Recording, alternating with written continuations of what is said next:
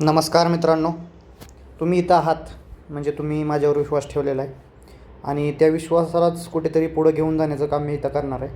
मित्रांनो, लक्षात घ्या, आपण इकॉनॉमीचं पहिल्या सेक्शनमध्ये काय बघितलं, RBI बघितलं, पहिला व्हिडिओ होता तो. पण आता आपण इकॉनॉमी पूर्ण संपवून टाकणार आहे या व्हिडिओमध्ये. जर पहिला व्हिडिओ बघितला नसेल तर ठीक आहे, आता बघा, नाही तर नंतर बघा, पण हा व्हिडिओ तुम्हाला शेवटपर्यंत बघावा लागेल. त्यावेळेस इकॉनॉमीच्या बेसिक गोष्टी सगळ्या क्लिअर होतील. ठीक आहे. आणि ह्या हँड रिटन नोट्स आहेत, बऱ्याच ठिकाणून गोळा केलेल्या नोट्स आहेत. या काही दिसायला जरी खराब तुम्हाला वाटत असल्या तर याच्यामध्ये कंटेंट आहे, तो क्वालिटी कंटेंट आहे, हे लक्षात घ्या. त्याच्यामुळे तुम्हाला काय करायचं आहे, शांत मन लावून हा व्हिडिओ बघायचा आहे. आपण बाकीकडे टाईमपास करत असतो आहे, वेळ घालवत असतो आहे, तो वेळ तुम्हाला युटिलाइज करायचा आहे. आणि जर डबलच्या स्पीडनं 1.5च्या स्पीडनं ऐकू शकत असेल तरी ऐका, पण याच्यामधून तुम्हाला 80 to 90% क्वेश्चन बघायला मिळतील. डेफिनेटली बघायला मिळते. त्याच्यामुळं हा व्हिडिओ स्किप करू नका आणि तुम्हाला काय करायचं आहे, शांत डोक्यानं आता ही गोष्ट ऐकत राहायची आहे. चला, पब्लिक फायनान्सेस आपल्याला बघायचे आहेत. पब्लिक फायनान्सेस तर याच्यामध्ये काय आहे रे, याच्यामध्ये आपल्याला बजेट असेल, गव्हर्नमेंटचं प्लॅनिंग कसं होतं, काय होतं, कधी अगोदर आपला खर्च कसा असायचा, या गोष्टी आपल्याला डिटेलमध्ये बघायच्या आहेत. तर बघा, आपण लोन एक्सटर्नल लोन जास्त घेतो का इंटरनल लोन जास्त घेतो, हा पहिला प्रश्न येईल. तर एक्सटर्नल लोन फार कमी आहेत, इंटरनल लोन खूप जास्त आहे, 96.4%, आणि 3.6% काय आहे, एक्सटर्नल लोन आहेत. ठीक आहे. आपला खर्च जो होता, एक्सपेंडिचर जे होतं, एक्सपेंडिचर तर ते एक्सपेंडिचर दोन पद्धतीमध्ये होतं, विकास खर्च आणि बिगर विकास खर्च. तर 1986-87पर्यंत आपण डेव्हलपमेंटल एक्सपेंडिचर आणि नॉन डेव्हलपमेंटल एक्सपेंडिचरचा वापर करत होतो. त्यानंतर आपण काय केलं, प्लॅन्ड अँड नॉन प्लॅन असं एक्सपेंडिचर आपण काढलं होतं. तर ती सी रंगराजन समिती आली 2010मध्ये, डेट विचारतात. तर ही 2010मध्ये समिती आली. या समितीने शिफारस केली की काय करा तुम्ही, हे जे प्लॅन्ड आणि नॉन प्लॅन्ड अनप्लॅन्ड एक्सपेंडिचर आहे ते आपल्याला बंद करायचं आहे. 2017पासून आपण हे बंद करून टाकलेलं आहे मित्रांनो. ठीक आहे. तर ह्या गोष्टी लक्षात ठेवा. आता खर्च कसा असतो, रिव्हेन्यू, कॅपिटल. ठीक आहे. तर त्याच्यामध्ये काय काय येतं, रिव्हेन्यू एक्सपेंडिचरमध्ये आणि कॅपिटल एक्सपेंडिचरमध्ये आपण बघणार आहे. रिव्हेन्यूमध्ये लष्करी असतील गोष्टी त्या येतात, परत लोन देणे, कर्जाची परतफेड करणं. ठीक आहे. शाळा बांधणं, हॉस्पिटल बांधणं, किंवा रणगाडी किंवा बंदुकी, ह्या ज्या गोष्टी आहेत त्या कॅपिटल एक्सपेंडिचरमध्ये येत असतात. फार महत्त्वाचा मुद्दा आहे. आपण जे गोष्टी आहे, लोन माघारी द्यायचं असेल, कर्जाची परतफेड करायची असेल, ठीक आहे, शाळा बांधायची असेल, हॉस्पिटल बांधायचं असेल, किंवा रणगाडी किंवा बंदुकी, हे आपल्याला कॅपिटल एक्सपेंडिचर म्हणून आपण गिनत असतो. ठीक आहे. तर अर्थसंकल्प, सुरुवातीचा अर्थसंकल्प पहिला कोणी मांडला असा एक प्रश्न आला तर काय म्हणणार, जेम्स विल्सन यांनी बांधला पहिला अर्थसंकल्प. आणि 1921ला ॲकवर्थ यांनी अर्थसंकल्प बांधला होता. कमिटी आली होती 1924ला. तर त्या ॲकवर्थ कमिटीनं काय म्हणलं होतं, तर रेल्वेचा अर्थसंकल्प आणि जनरल हा वेगवेगळा करा असं ॲकवर्थ कमिटीनं म्हणलेलं होतं. कधी आली ती कमिटी, 1921ला आली होती. त्यांनी म्हणलं काय, मग 1924पासून आपण काय केलं, रेल्वेचा आणि जनरल वेगवेगळे मांडायला चालू केलं. ठीक आहे. चेट्टियार किंवा शेट्टी जे आहेत त्यांनी काय केलं रे, स्वतंत्र भारताचा पहिला अर्थसंकल्प मांडलेला. हा एक प्रश्न येतो तुम्हाला. प्रजासत्ताक भारताचा पहिला अर्थसंकल्प कोणी मांडला असा जर प्रश्न आला तर जॉन मथाई यांनी मांडलेला आहे. प्रजासत्ताक म्हणजे कधी रे, 26/1/1950. यानंतरचा जो अर्थसंकल्प आहे तो कोणी मांडला तर जॉन मथाई. आणि चेट्टियार यांनी स्वतंत्र भारताचा म्हणजे 15 ऑगस्ट 1947 नंतरचा चेट्टियार यांनी मांडलेला आहे, शेट्टी यांनी मांडलेला आहे. इलेक्शन नंतर जर पहिला म्हणलं, इलेक्शन झाले त्यानंतर जर पहिला म्हणलं तर सी.डी. देशमुखांनी मांडला होता. महाराष्ट्राचे सी.डी. देशमुख होते ते. ठीक आहे. या गोष्टी क्लिअर झाल्या. आता चला पुढं चला. आता यामध्ये कोणते PM होते त्यांनी अर्थसंकल्प मांडला असा जर प्रश्न आला मित्रांनो, तर नेहरू होते, इंदिरा गांधी होते आणि राजीव गांधी होते. तिघंजण, 1, 2, 3 तिघंजणांनी, नेहरू, इंदिरा गांधी आणि राजीव गांधी, या तिघांनी अर्थसंकल्प मांडलेला आहे. ते फायनान्स मिनिस्टर नसून पंतप्रधान होते तरीसुद्धा त्यांनी अर्थसंकल्प मांडला. हा क्वेश्चन इम्पॉर्टंट आहे. त्यानंतर 1972ला काळा अर्थसंकल्प म्हणतात, यशवंतराव चव्हाण यांनी मांडला होता. त्याच्यामध्ये तूट फार जास्त होती. आपले यशवंतराव चव्हाण महाराष्ट्राचे, त्यांनी हा अर्थसंकल्प मांडलेला होता 1972-73ला. तर हा तुटीचं प्रमाण खूप जास्त होतं, त्याच्यामुळे याला काय म्हणतात, ब्लॅक, काळा अर्थसंकल्प म्हणतात 1972-73चा. ठीक आहे. त्यानंतर 1991ला सनराईज, त्याला म्हणजे इपोकल बजेट म्हणतात. तर कोणी मांडलं रे? मनमोहन सिंग यांनी मांडलेलं आहे इपोकल बजेट. काय रे म्हणतात? आपल्याला माहिती आहे की इथून पुढं काय झालं होतं, लिबरलायझेशन, प्रायव्हेटायझेशन आणि ग्लोबलायझेशन, LPG रिफॉर्म आले होते ना. तर त्याच्यामुळं काय म्हणतात, इपोकल बजेट. पहिली महिला कोण होती रे ज्याने हे केलं, बजेट मांडलं? तर अशा होत्या इंदिरा गांधी, प्राईम मिनिस्टर. आणि फायनान्स मिनिस्टर कोण होते रे? निर्मला सीतारामन. आपल्याला माहिती आहे आता सध्याचा पण बजेट त्यांनीच मांडलेलं आहे.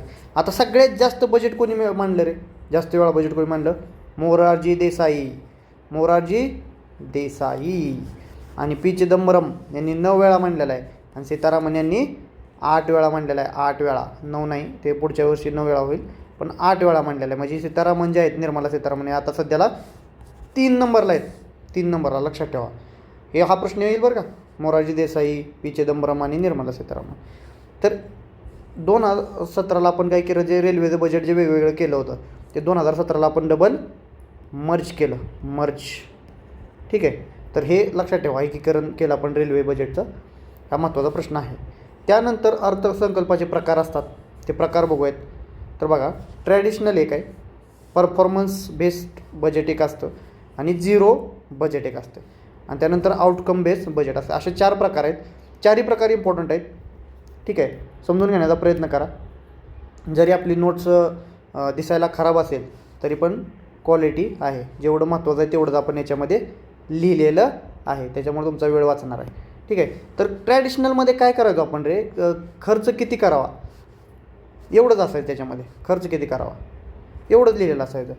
त्यानंतर काय आलं, त्यानंतर आलं परफॉर्मन्स बेस. हे कधी आलं? इंदिरा गांधीने 1968-69च्या दरम्यान 68-69च्या दरम्यान काय केलं, इंदिरा गांधींनी मांडलं होतं मोरारजी देसाईच्या टायमिंगला. काय साध्य होणार याच्यामध्ये लिहिलं असायचं.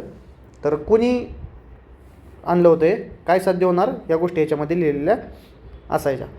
तर हॅरी टूमन आणि हर्बर्ट हुअर ह्यांचं हे परफॉर्मन्स बेस बजेट होतं.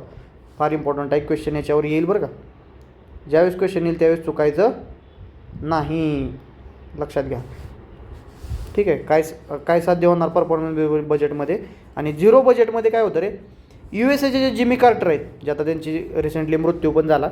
जिमी कार्टरबद्दल जर सांगायचं झालं तर तुम्हाला हे असे अमेरिकेचे राष्ट्राध्यक्ष होते की जे आयुष्य खूप जास्त वर्ष जगले, 100 वर्षाच्या जवळपास आयुष्य जगले ते जिमी कार्टर.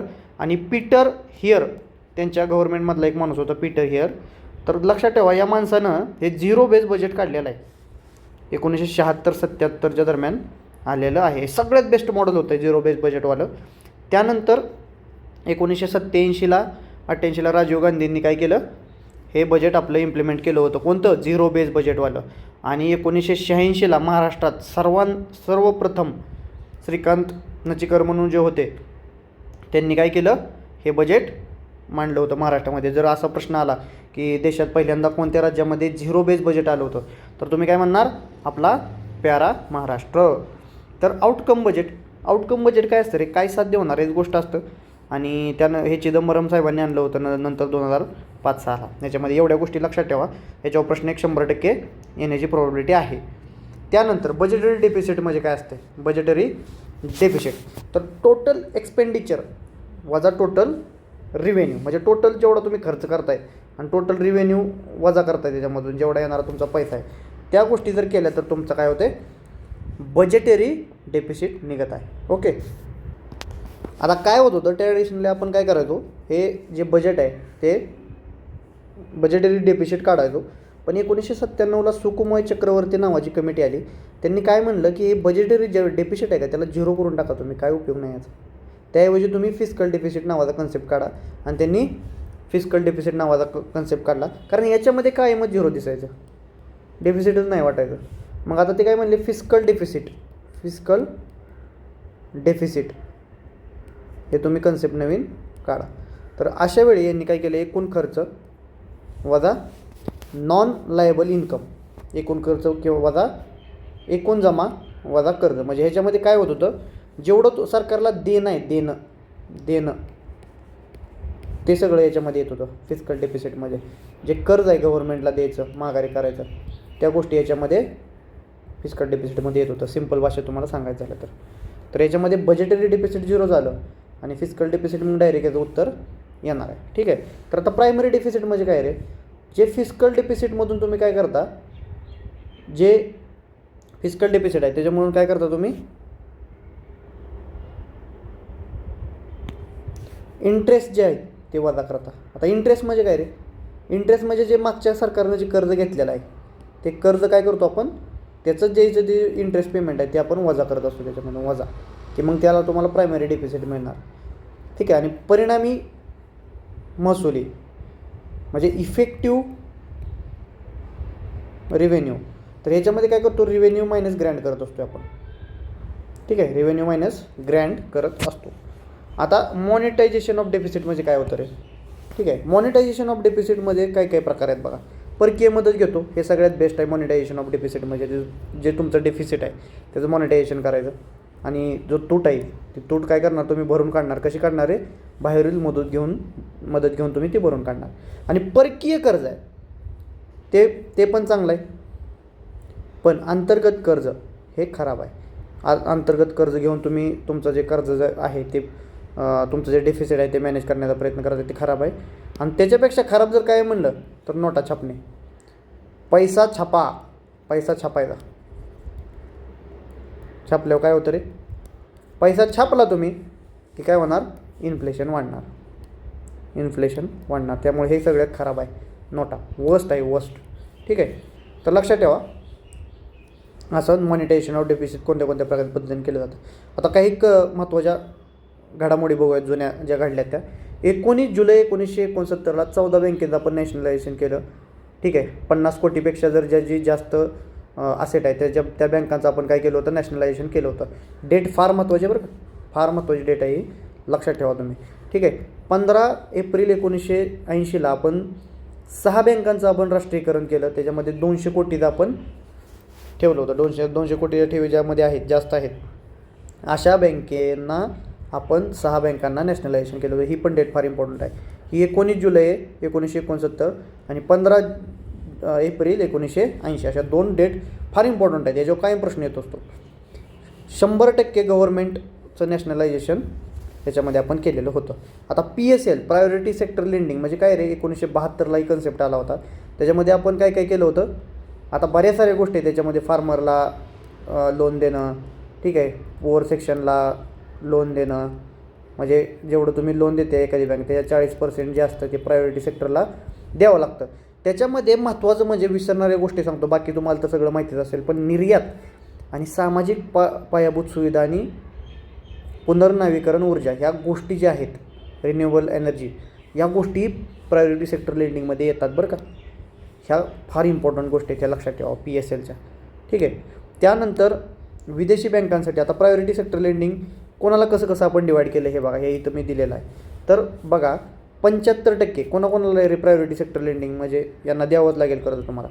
तर बघा पहिले कोण आहेत रे, भारतीय बँका जर असतील तर त्यांना 40% प्रायोरिटी सेक्टर लेंडिंगचं नॉर्म आहे. म्हणजे जर तुम्ही 100 रुपये कर्ज देत असेल तर 40% तुम्हाला कोणाला द्यावं लागेल, प्रायोरिटीवाल्यांना द्यावं लागेल.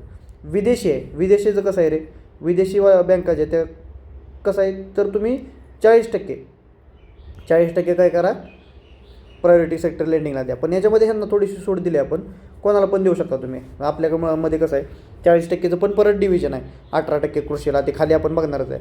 तर ते कोणाला पण द्या असं आपण विदेशी बँकाला सांगितलेलं आहे. आणि स्मॉल फायनान्स बँक आणि RRB याची स्थापना आपण याच्यासाठी केली आहे की जे विकर सेक्शन आहे त्याला आपल्याला अप्लिमेंट करायचे.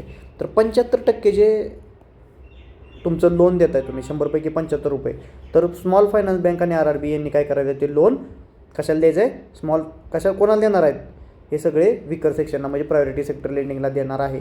फार महत्त्वाचा मुद्दा आहे, विसरायचं नाही. ठीक आहे. यानंतर कृषीमध्ये बघा, तर आता कृषीला आता ह्या PSLचं परत डिव्हिजन झालेलं आहे. PSLचं डबल डिव्हिजन झालेलं आहे. कृषीमध्ये 18% कृषीला द्यायचं आहे, 7.5% MSML द्यायचं आहे. आणि डिप्रायव्ड सेक्शन जे आहे डिप्रायव्ड, तर हे कोणाला द्यायचं आहे, किती द्यायचं आहे, 12% तुमचं जे लोन आहे ते द्यायचं आहे. तर याच्यामध्ये बघा कृषीमध्ये पण अजून डिव्हिजन झालेलं आहे. कृषीमध्ये डिव्हिजन काय झालेलं आहे, 10% जे आहे त्याचं परत डिव्हिजन झालेलं आहे.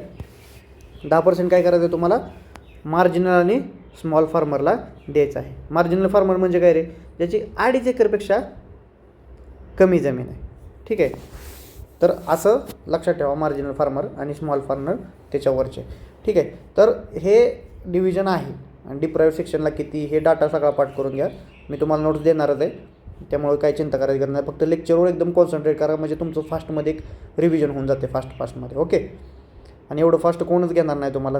खूप साऱ्या गोष्टी इकडलं तिकडलं बोलत बसणं, पटपसारा करणं, उगे त्या व्हिडिओची लेंथ वाढवणं, हे मला अजिबात पटत नाही. वेळ घालवायचा नाही आपल्याला. 0 टाईमपास गेम आहे आपला. ज्या गोष्टी माहिती आहेत त्या माहितीच आहेत तुम्हाला. आणि आता हे फक्त रिव्हिजन चालू आहे, इथं काही नवीन शिकायला कोणी येणार नाही. ठीक आहे, नाबार्ड 1996-97 नाबार्डची स्थापना झाली.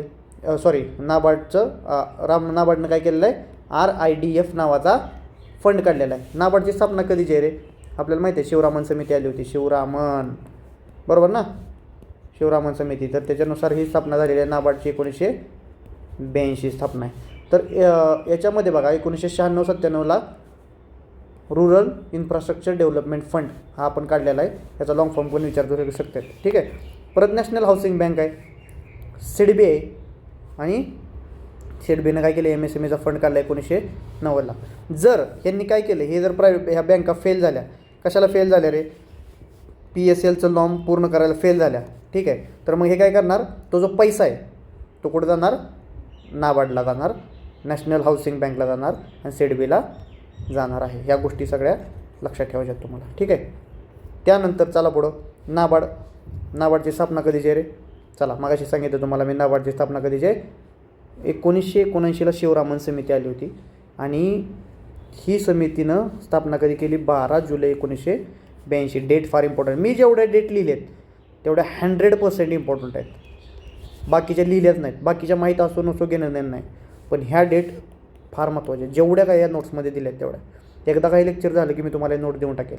ठीक आहे, कारण एकदा तुम्ही ऐकणं आणि समजून घेणं गरजेचं आहे, नाहीतर त्या नोट्सचा काहीच उपयोग नाही. ठीक आहे, शिखर संस्था शेती आणि ग्रामीण विकास, रिफायनान्स आणि लाँग टर्म लोन देतं. काय काम आहे त्याची, ही शिखर संस्था आहे. ठीक आहे, रिफायनान्सिंगची एजन्सी आहे. म्हणजे काय करते, ही तुम्हाला डायरेक्ट लोन देत नाही, बँकांना लोन देते. रिफायनान्स म्हणजे बँकांना लोन देते. शेती असेल किंवा ग्रामीण विकास असेल यांना डेव्हलपमेंट करायचं काम कोण करते, नाबार्ड करतात. आणि लाँग टर्मचे लोन देत असते काय. ह्या गोष्टी नाबार्डची फंक्शनिंग विचारले तर तुम्हाला माहिती पाहिजे. आता RRB बघूयात. RRBची स्थापना नरसिंहन समितीच्या शिफारशीनुसार आलेली आहे, नरसिंहन समिती. ठीक आहे, तर आता एक लक्षात घ्या, या ठिकाणी नरसिंहन समितीच्या शिफारशीनुसार आलेले आहे. त्यानंतर RRB स्थापना कधीची आहे, हे एक डेट विचारतील तुम्हाला. तर कधीची आहे रे RRB स्थापना, 2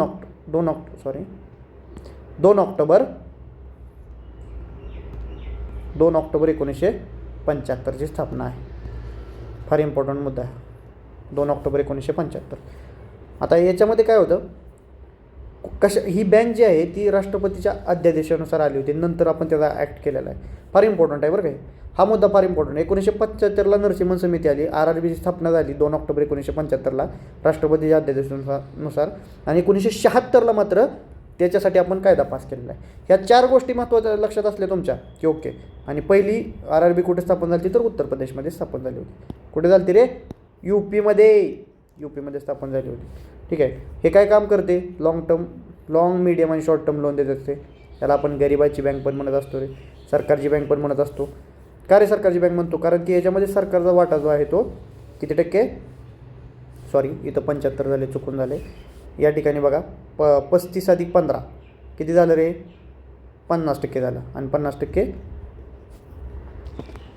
ठीक आहे, तर या ठिकाणी काय झालं, 50% हे सेंट्रल गव्हर्नमेंटचं आहे, 15% स्टेट गव्हर्नमेंट आणि 35% प्रवर्तक म्हणजे स्पॉन्सरर जे असतात त्यांचे 35% असं आहे. ठीक आहे, तर हे 50% आहे, इथं करेक्शन करून घ्या तुम्ही ज्या टायमिंगला नोट्स पाठवेल त्यावेळेस. ठीक आहे, त्यानंतर पहिली बँक कुठं, आता काही बँका ज्या आहेत त्या पहिल्या सुरुवातीच्या बँका लक्षात ठेवा. राजस्थानमध्ये जयपूरमध्ये, हरियाणामध्ये भिवनीमध्ये, UP गोरखपूर, UP मोरादाबाद आणि वेस्ट बेंगाल मालदा.